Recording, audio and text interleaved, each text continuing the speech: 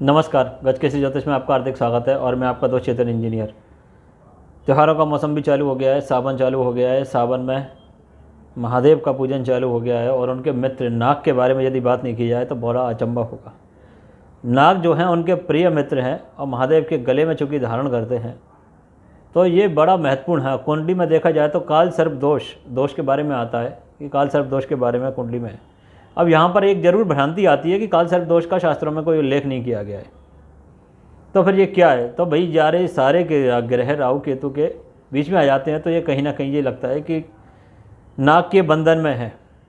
तो मैं तो अपना पर्सनल अनुभव यहाँ पर बता रहा हूँ कि जितना भी देखा मैंने राहु या केतु के मेरे पास केस आए तो उसमें मैंने जो भी अपने तरीके से विधि विधान से सारे नागों की पूजा करवाई, सारे नागों की, ना कि एक दो की, सारे नागों की, जैसा कि शास्त्र में जो मंत्र है उसके बारे में मैं आपको बताऊंगा।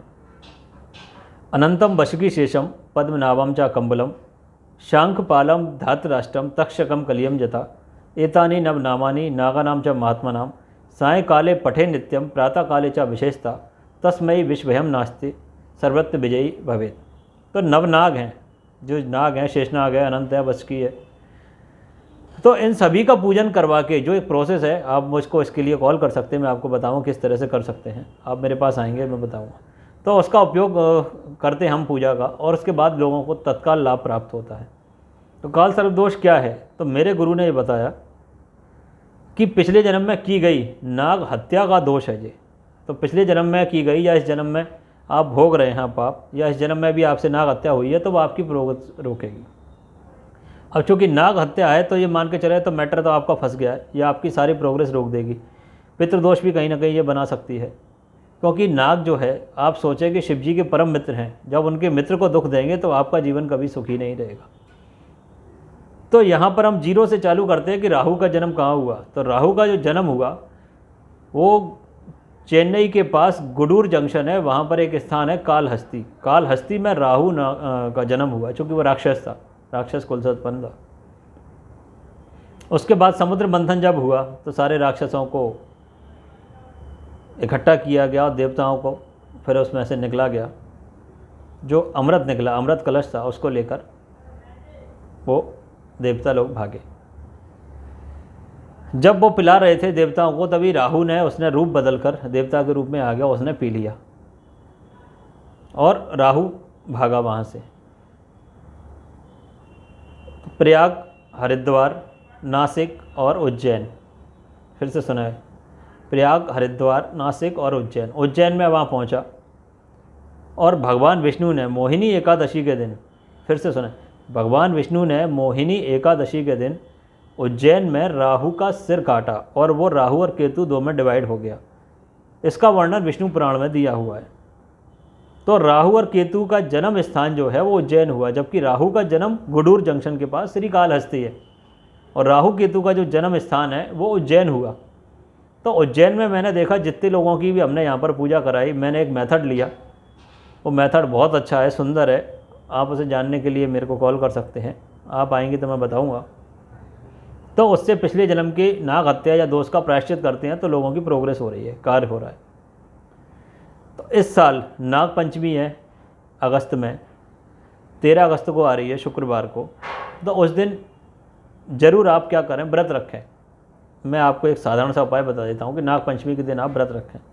पहले के लोग जो करते थे, बुजुर्ग लोग, वो क्या करते थे, क्योंकि बारिश का मौसम होता था तो किसी गार्डन में जाते थे और रोटी वगैरह जो पूड़ी सब्जी बना के ले जाते थे, वहाँ पर जो बाम्बी होती है जिसमें नाग देवता रहते हैं, वहाँ पर उनको भोग लगाते थे, पूजा करते थे। द्वार पे हमेशा 2 नाग के सिंबल रहते थे, उनका पूजन करते थे, जिससे नाग आपके परिवार की सुरक्षा करे। नाग पर ही शेष नाग जो धरती पर रखे हुए हैं, मतलब जो उनको पकड़े हुए हैं धरती को, तो आप सोचिए कि यदि वो करते हैं तो पूरी धरती जलमग्न हो जाएगी। जब शेष नाग ही पकड़े हुए हैं तो सोचो आपकी कुंडली में दोष होगा तो वो आपको कैसे बढ़ने देगा। तो इसके लिए नागपंचमी को आप व्रत करें। एक उपाय जरूर कर सकते हैं यहाँ पर मैं जैसे बता रहा हूँ कि एक नाग नागिन का जोड़ा ले लें चांदी का, यदि आपका सामर्थ्य है, और वैसे होगा, कोई इतना महंगा नहीं आता, नहीं तो तांबे का भी ले सकते हैं। नाग नागिन का जोड़ा लें, शिवलिंग पर रखें, उस पर दूध चढ़ाएं, बढ़िया धार लगाएं, 1 किलो 2 किलो जितनी लगा सकते हैं। धार लगाने के बाद उस पर फिर मिश्री चढ़ाएं। मिश्री चढ़ाकर पूजा करें। तो यहाँ पर आप देखेंगे इस उपाय के बाद आपको कुछ समय के लिए राहत मिल जाएगी, लेकिन विधि विधान से पूर्ण प्रायश्चित करने पर ही आपको लाभ प्राप्त होगा। इसका विशेष ध्यान रखें।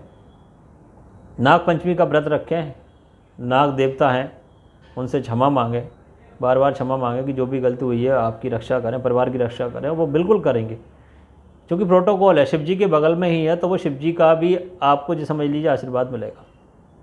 दूसरा महत्वपूर्ण उपाय मैं आपको बता रहा हूँ कि नाग देवता चूँकि चंदन पर लिपटते हैं, चंदन का पेड़ है उस पर लिपटे रहते हैं। चंदन विष व्यापत नहीं, लिपटे रहत भुजंग, मैंने बचपन में पढ़ा था। तो चंदन के पेड़ पर लिपटे हैं, इसका मतलब उनको सबसे ज़्यादा चंदन नित्य प्रिय है। तो आप चंदन घिसकर, नाग देवता चूँकि आपके घर पे हैं, चांदी के रूप में या किसी भी, या शिवलिंग पर हों या फोटो में भी हों, तो उन पर चंदन का इत्र लगाएं। उनको चंदन प्रिय है, घिसकर भी लगा सकते हैं और परफ्यूम रूप में भी जो होता है चंदन वो लगा सकते हैं, वो उनको बड़ा अच्छा लगता है।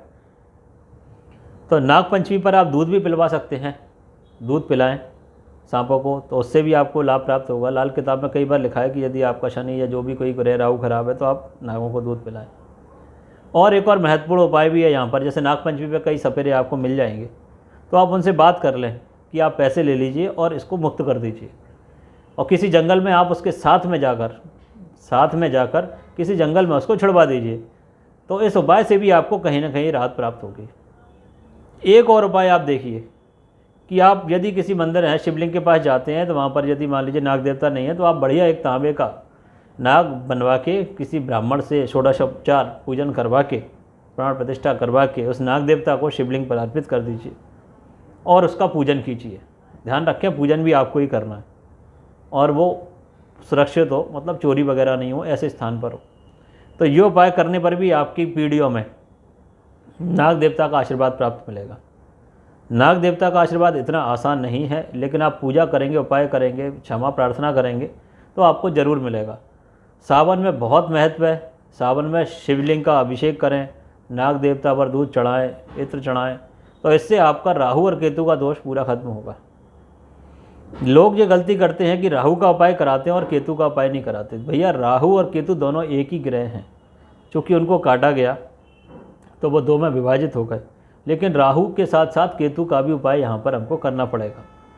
तो जब भी आपको कोई बताता है कि राहु खराब है या केतु खराब है, तो आप दोनों ग्रहों का उपाय करें। दोनों ग्रहों का उपाय करेंगे तभी आपको उसका लाभ प्राप्त होगा। तो नाग पंचमी पर आप ये उपाय ज़रूर करें। और इसकी यदि आपकी कुंडली में दोष है तो उसके लिए आप मुझसे संपर्क कर सकते हैं। मेरा मोबाइल नंबर है 9926260062। एक बार फिर से सुनें, 9926260062। और चैनल को अधिक से अधिक लाइक करें, सब्सक्राइब करें, शेयर करें, जिससे आपको भी लोगों की दुआएं मिलेंगी, एक अच्छी जानकारी आपके पास पहुंचेगी। और इसी के साथ नए चैनल में फिर से दोबारा आपको नई नई जानकारियाँ दूंगा। इसके लिए धन्यवाद।